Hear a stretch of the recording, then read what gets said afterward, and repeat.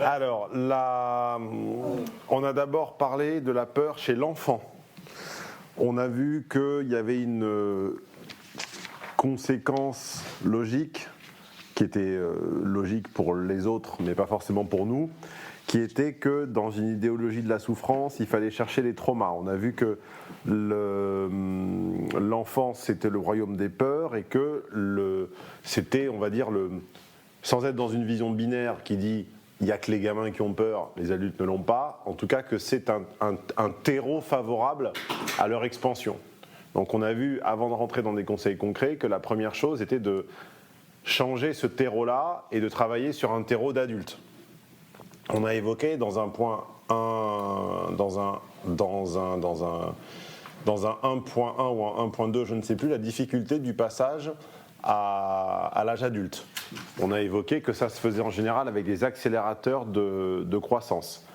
Être forcé à le devenir pour s'individuer, assouplir les règles, transplanter une personnalité, etc. On a rappelé que le monde sans peur est le monde avec un faible niveau de peur, un faible niveau de stress, un faible niveau de risque, est une idéologie très récente, très contemporaine. J'ai exemple de l'agression, exemple de la commode avec le tiroir secret.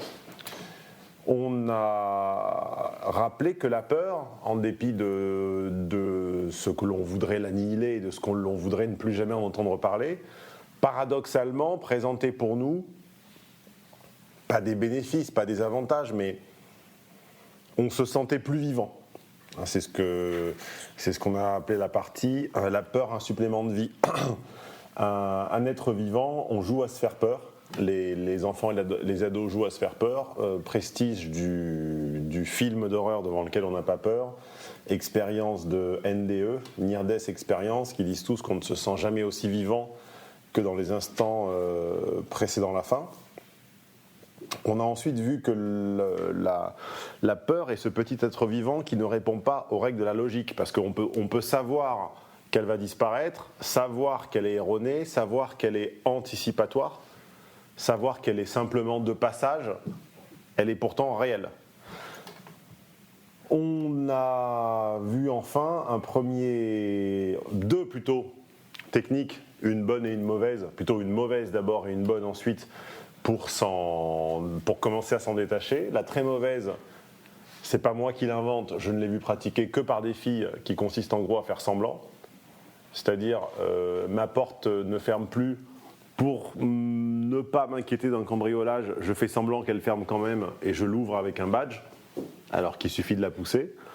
Et on a vu que autant il était presque illusoire de dire à quelqu'un qui a une phobie de s'y confronter, donc c'est pour ça que je ne crois pas qu'un grand timide doive aller aborder des filles dans la rue, je ne crois pas qu'un phobique des araignées doive s'approcher d'araignées, je ne crois pas qu'un phobique de l'eau ou puissent simplement être baignés comme ça dans l'eau tous les jours et que ça va passer. Je ne crois pas à l'accoutumance progressive avec la peur en direct. Si vous avez une phobie des serpents, j'ai beau vous l'approcher tout doucement, le serpent, même avec lenteur, même avec douceur, je crains que la phobie ne disparaisse pas. En revanche, on a vu qu'on pouvait s'entraîner à s'accoutumer à une sensation qui est très proche de la peur, qui est la sensation du désespoir de l'échec. C'est-à-dire être dans une quête, être dans une recherche, et ça ne vient pas, et on commence à désespérer, et on ressent physiquement, puisque là on va aborder une partie qui va être sur le physique, on ressent un peu physiquement des sensations qui s'apparentent un peu au désespoir et qui sont très proches de la peur. J'ai évoqué la recherche d'un emploi, la recherche d'un stage, la recherche d'un appartement, ce sentiment, ce moment où on commence à se dire « putain, et si je trouvais pas ? Et si j'avais mal choisi ? Et si je trouvais pas ? Et si ?» Et là, on commence à avoir des limitations de mobilité, des gènes, un souffle plus court, un rapport au physique différent qui s'approche très fort de ce qu'on ressent quand on a peur. Et 2-3 petites anecdotes. Voilà pour ce qu'on s'est dit ce matin. C'est clair pour tout le monde ? Alors, les manifestations physiques. Le jeu, puisque là, il n'y a plus tellement de concepts, on est dans du pratique. Cet après-midi, en tout cas, le jeu va consister à décider à partir de maintenant que la peur n'est plus une sensation vague et globale, non localisée, mais qu'elle va avoir des marqueurs. Donc on va choisir l'élément de notre corps qui est celui auquel on va faire attention, qui va être le témoin, qui va être le... Donc je vais vous donner le mien pour lancer la... Ah, il n'y a que des trucs à boire en fait. Okay. Donc je vais vous donner le mien pour vous donner ma dynamique, et je vais également vous en donner un autre, afin que vous n'en ayez pas qu'un, qui est celui d'une très bonne amie. Moi, mon baromètre, j'appelle ça dans le plan le baromètre, moi, mon baromètre de la trouille, l'endroit où elle se localise, là où je le vois, là où j'ai quasiment un témoin qui s'allume et qui clignote, c'est mon diaphragme. Ça sera peut-être le cas pour d'autres d'entre vous. Moi, c'est aussi la gorge sèche, c'est aussi la sensation d'avoir la température de la peau qui s'échauffe et d'être un peu moite. Tous les critères, si vous voulez, physiologiques, je les ai. L'augmentation du rythme cardiaque, l'incapacité à respirer très profondément. Si je devais en choisir un néanmoins, un qui surreprésente, qui surdomine, qui écrase les autres, chez moi c'est le diaphragme. Le diaphragme, on le rappelle pour ceux qui n'ont pas fait le séminaire voix, est un muscle qui a grosso modo une forme de cerceau. C'est pas tout à fait vrai, il est un petit peu tordu le cerceau, mais qui grosso modo est circulaire, qui s'accroche là entre le bas des côtes et qui fait le tour et qui va dans le dos. Voilà.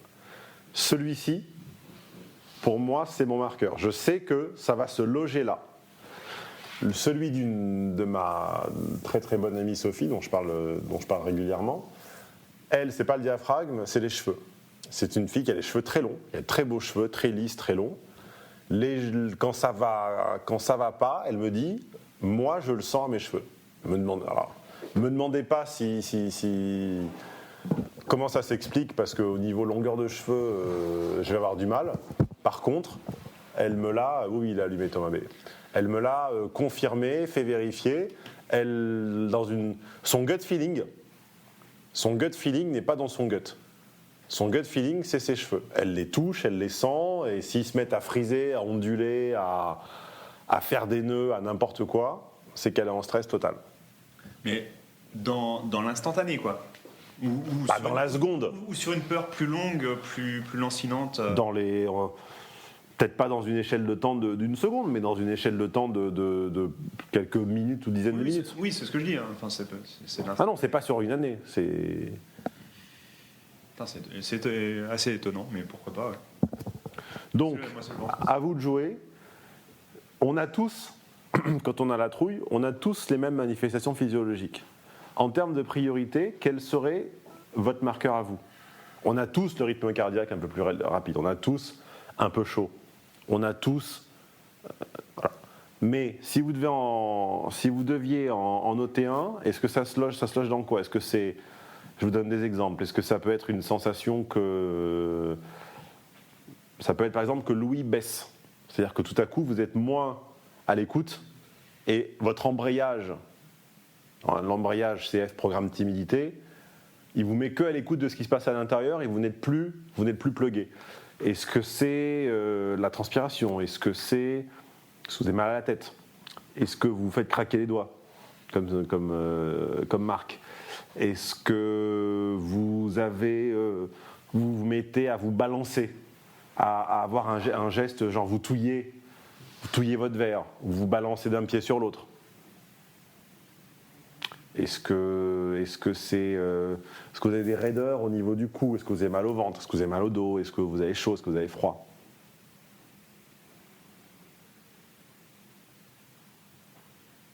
Il est très important de la personnifier et de la rendre physique, cette fichue peur.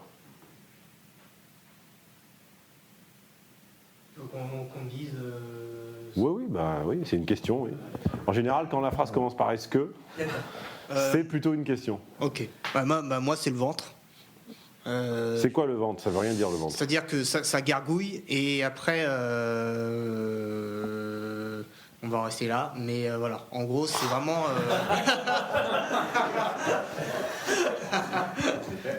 Voilà. Mais aussi Ne faites pas peur à Andy, s'il vous plaît. Voilà. Les fenêtres sont fermées. Non, mais il faut vraiment.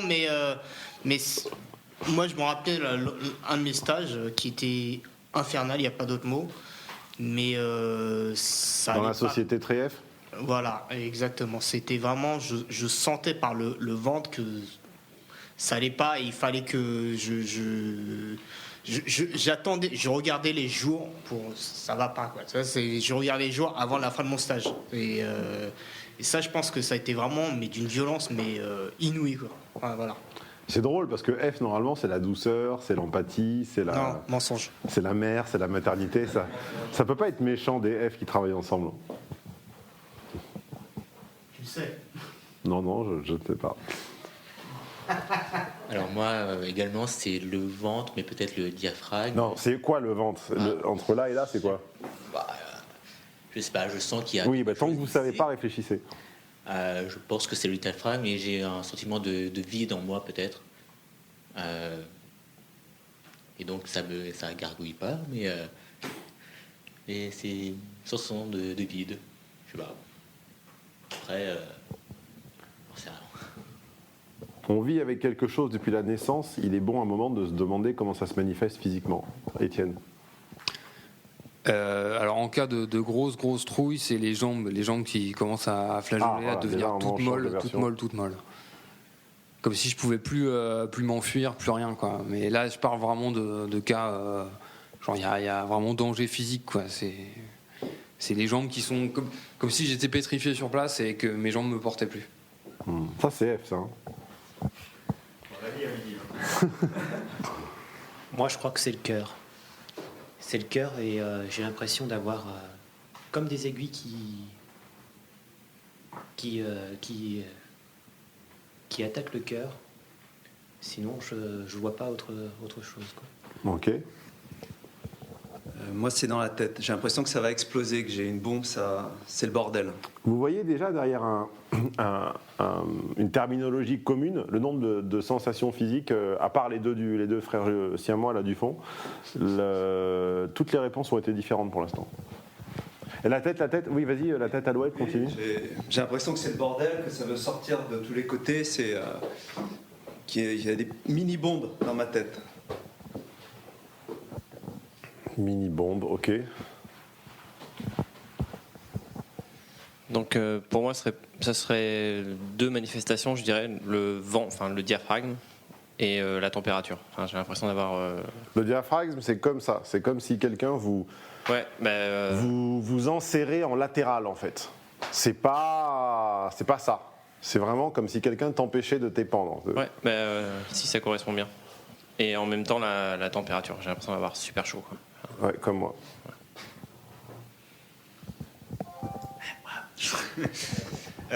Moi, c'est Pardon, clairement je vais trouver mon portable. Je t'écoute. Ouais, c'est le ventre. Alors par contre, juste un petit peu en dessous du diaphragme. Vers le point de côté? Les points de côté, il y a plusieurs places. Alors tout et rien dire. Non, c'est en dessous du diaphragme. J'ai l'impression que ça se contracte, que ça se resserre. Ça fait un nœud, quoi. C'est très très désagréable. Et quand c'est vraiment fort, ça va même jusqu'à attaquer le diaphragme. Et là, j'ai plus de souffle et j'ai une voix qui porte plus et là, c'est la catastrophe, quoi.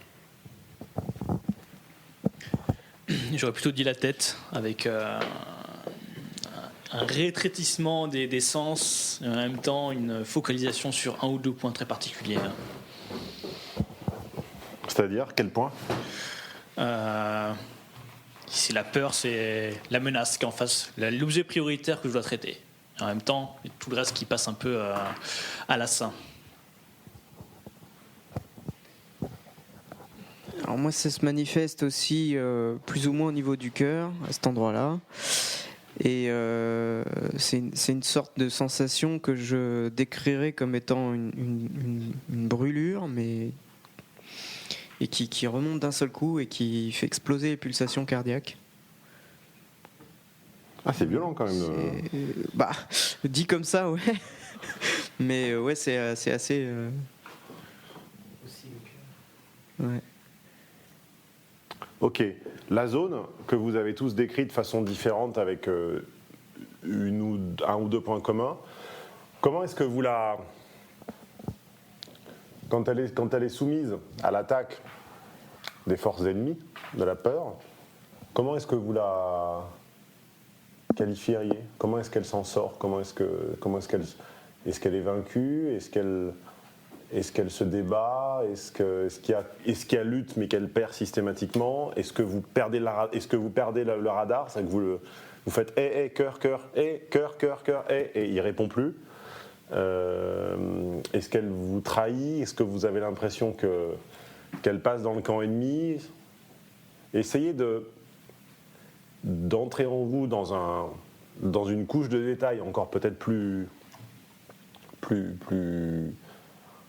peut-être plus de l'ordre de la visualisation, et la zone que vous avez chacun nommée, donc cœur, ventre et ventre, etc. Voilà. Par groupe, là, les têtes, les cœurs, etc. Comment se comporte cette zone quand elle est soumise à la tension, à la pression?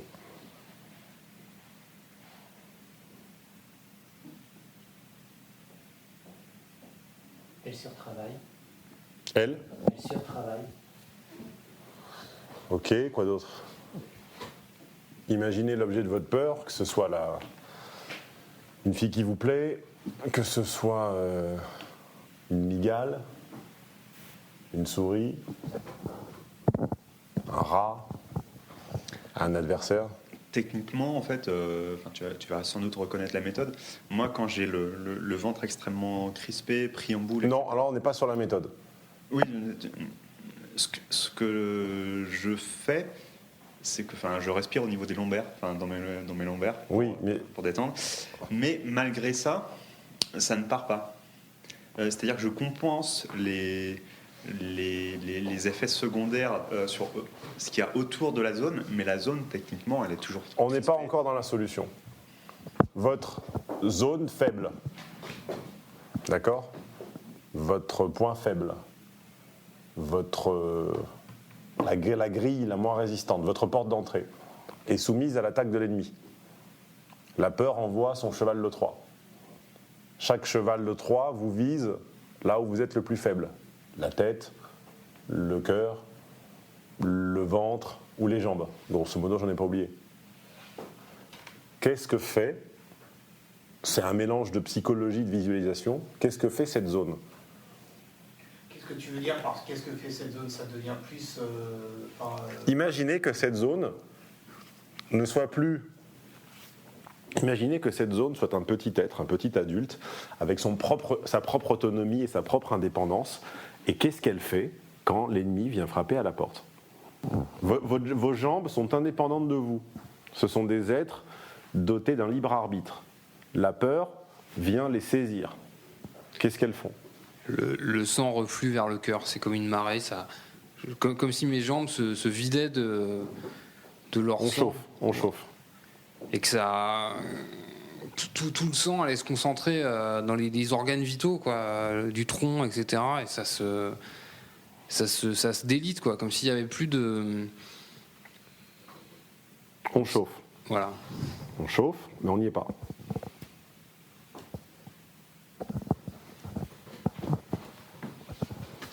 Ça bug et c'est en partie gelé, en fait. Alors, ça fuit, le sang fuit vers le cœur, et toi, ça gèle. C'est en partie paralysé, ouais. Donc ça fuit, ça gèle et ça se paralyse. Ouais. On chauffe.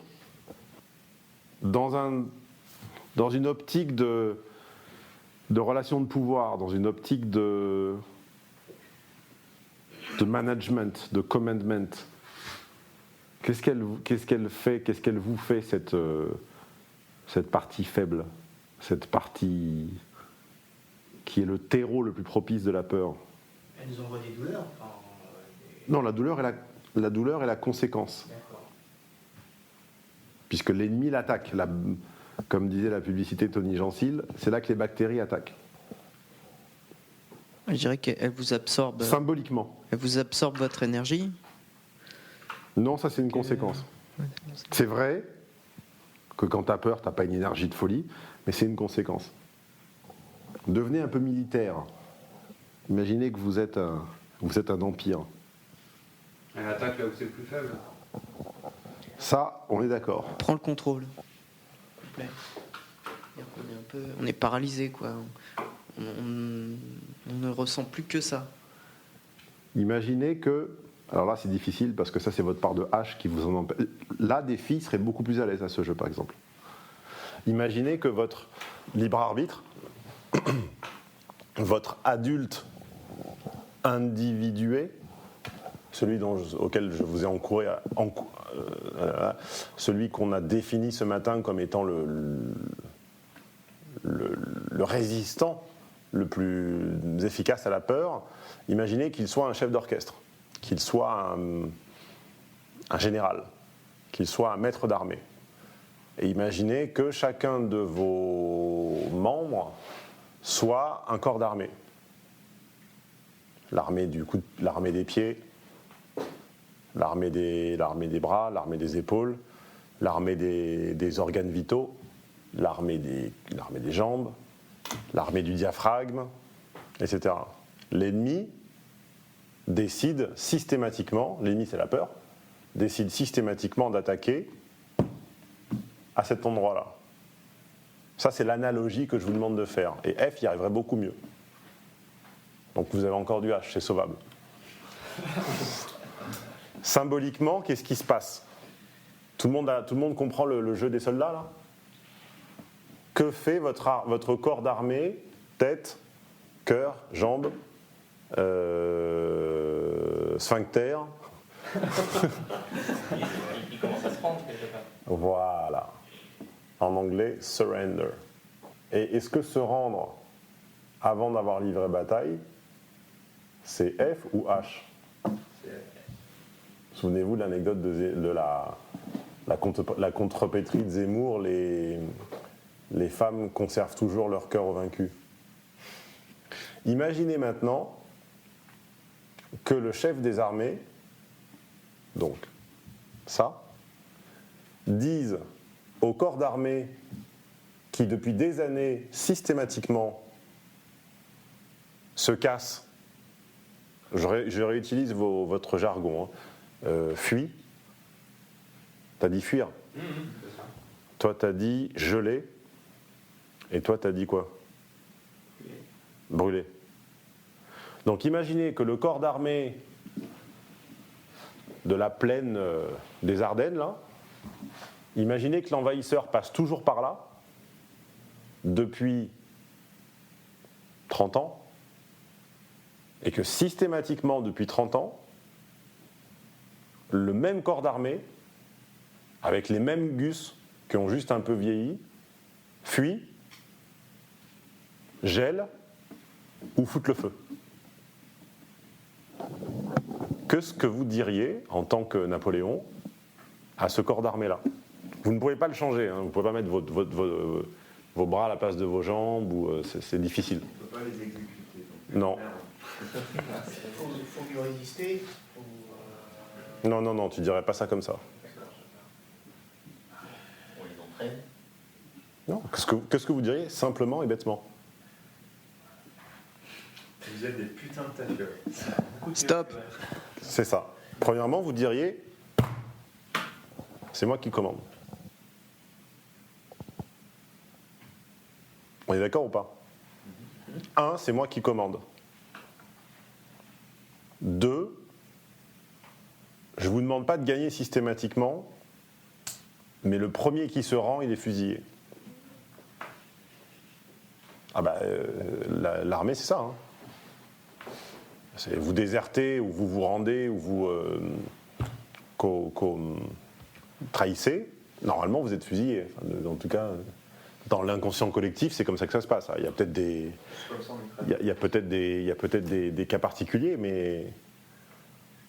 Donc 1, c'est moi qui commande, c'est pas vous. 2, Vous ne partez pas dans le camp de l'ennemi, vous ne fuyez pas. Vous résistez. C'est-à-dire vous ne m'abandonnez pas. Si on décompose, comme on l'a fait dans le programme Timidité, mais d'une autre façon, si on décompose la peur en racines et en branches, elle est composée en partie de l'énervement de se faire abandonner par soi-même. On est d'accord ou pas ? On est énervé de la propre perte de contrôle d'un de ses corps d'armée, qui semblait, avant que la peur n'arrive, qui ne faisait pas parler de lui, qui était complètement aligné, rangé dans le rang. Sauf que systématiquement, c'est par là qu'on se fait attaquer, et systématiquement, il fuit, il fout le feu, ou il freeze, et il ne bouge plus. On se sent, quand on a peur, on se sent immédiatement, comme conséquence directe, abandonné par un des organes qui sont censés à la fois nous constituer et nous défendre. On ne peut pas le changer, on ne peut pas le remplacer. Par contre, on est en droit de dire une chose. On est en droit de dire non. On est en droit de s'énerver. Et on est en droit de savoir qui commande. La hiérarchie horizontale, ça ne marche qu'un temps. Les organisations sans chef. Ça ne marche qu'un temps. Jamais aucun empire n'a conquis quoi que ce soit sans chef. Il n'y a que les Belges là, qui n'ont pas eu de chef pendant 2-3 ans, ils ont survécu, mais c'est parce qu'il n'y a pas d'enjeu. Aucune société, aucun empire, aucun règne ne s'est fait sans verticalité, sans hiérarchie et sans chef.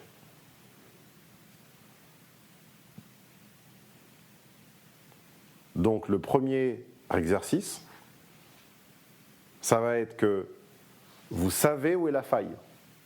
Vous êtes un ensemble de corps armés. Vous savez toujours où attaque l'ennemi. Toi, c'est toujours à la tête. Moi, c'est toujours là. Toi, c'est toujours au cœur. Toi, c'est toujours aux jambes. Toi, c'est toujours, etc. Vous savez où il va attaquer. Vous savez que parfois il va gagner, mais pas toujours. Le premier truc, c'est reprenez en main votre masculinité et votre droit à dire « Non, tu ne m'abandonnes pas. C'est moi qui commande. » C'est comme la méditation. On essaie de méditer, 3 minutes après, ou même 30 secondes après, on a l'esprit qui part. La seule réponse, parce que moi j'avais ce problème tout le temps, j'ai du mal je ne suis pas fondamentalement monotache, et au contraire, quand je travaille, je suis en dynamique sur plusieurs tâches pour conserver l'impulsion. J'ai du mal à être monotache séquentiel. Je suis multitâche séquentiel. Et donc forcément, c'est utile pour certaines choses, comme par exemple superposer de l'actualité et des concepts. Donc je peux avoir mon fil de... Quand je prépare mes séminaires, j'ai mon fichier page ou Word d'un côté, et j'ai l'actu de l'autre. On a l'impression que je glande, mais c'est congénitalement, physiologiquement, très facile pour moi de sauter des news de Europe 1, Le Monde, patati patata, au contenu des séminaires.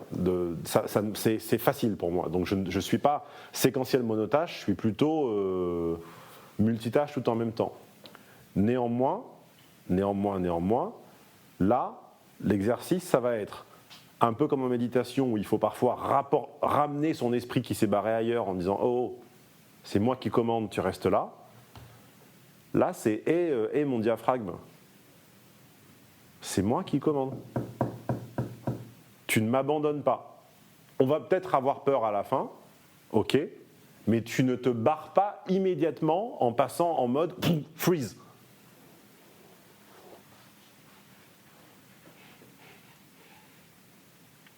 C'est un acte symbolique de refus. J'allais dire de dissidence si le mot n'était pas connoté. Le premier acte, la première chose à laquelle... Il fait chaud, non ? Oui. Le premier réflexe, je vous avais dit que cet après-midi, ça serait concret. Je me suis connu. Votre premier réflexe dorénavant, c'est j'ai un peu peur, je veux mes armées avec moi toutes. Pas 9 avec moi et une qui s'est barrée ou qui répond plus. Je les veux toutes. C'est simple à comprendre, enfin, c'est pas très compliqué à comprendre, c'est dur à faire. Et c'est le premier réflexe, il n'y en a pas d'autre. Avant de penser à quoi que ce soit d'autre.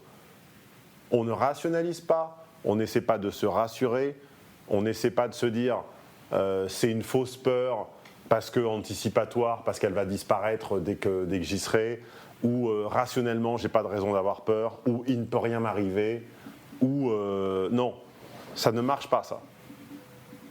C'est un peu comme la faune coachée F40 ans là, qui refusait que sa relation de sex friend c'est une relation de pouvoir. Tant qu'elle le refuse, elle n'aura jamais fini.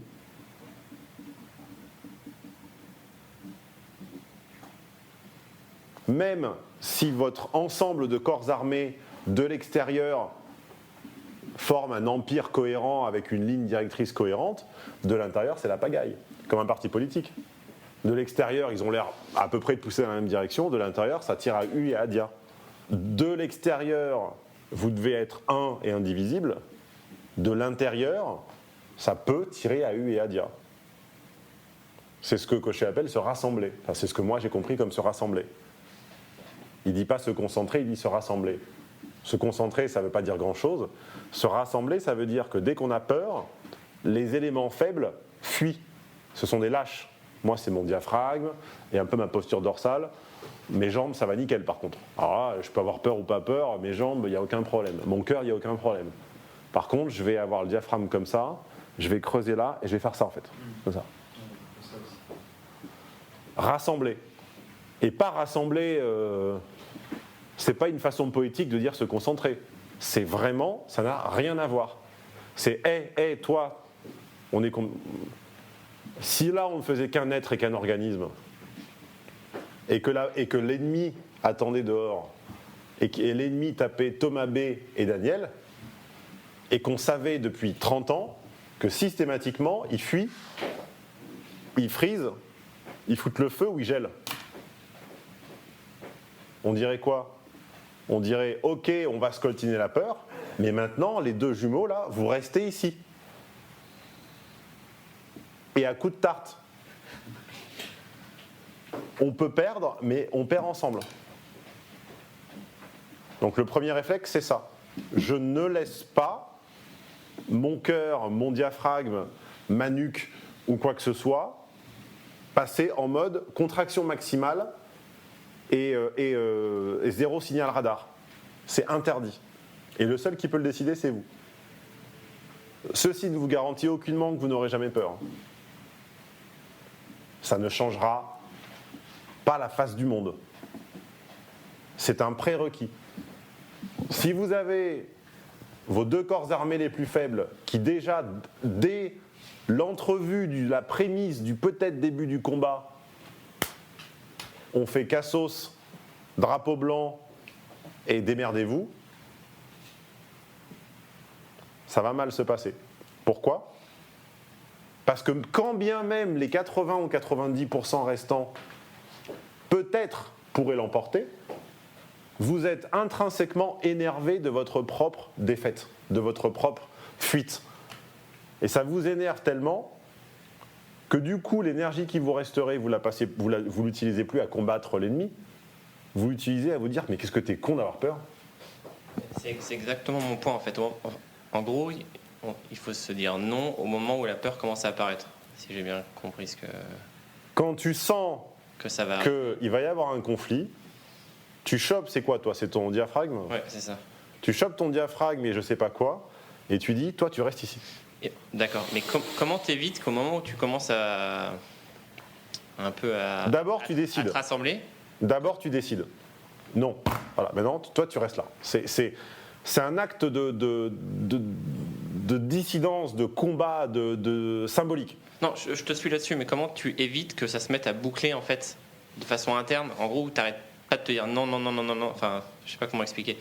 En fait, tu tu te dises, enfin, tu t'essayes de te rassembler, mais en fait, que tu te mettes à boucler dans ce rassemblement. Je sais pas si je suis clair. En gros, que finalement, tu continues. Tu penses plus à ta peur, mais tu penses principalement, en fait, à... C'est déjà pas trop mal si tu penses plus à ta peur. Ouais, mais tu y penses indirectement. Enfin, on se rassemble. Attends, une étape, une par une. Okay.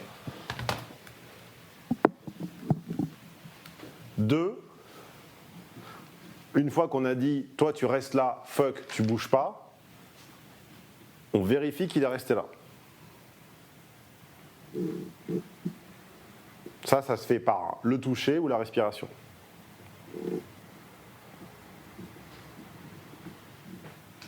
Il est pas du tout inhumain ou étrange. Discrètement, de se connecter à la zone dont on sait qu'elle va foutre le camp.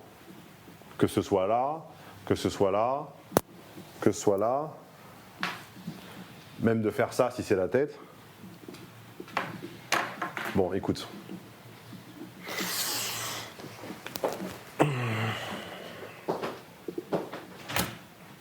Je veux dire, là, vous savez que je l'ai fait exprès, donc ça paraît bizarre.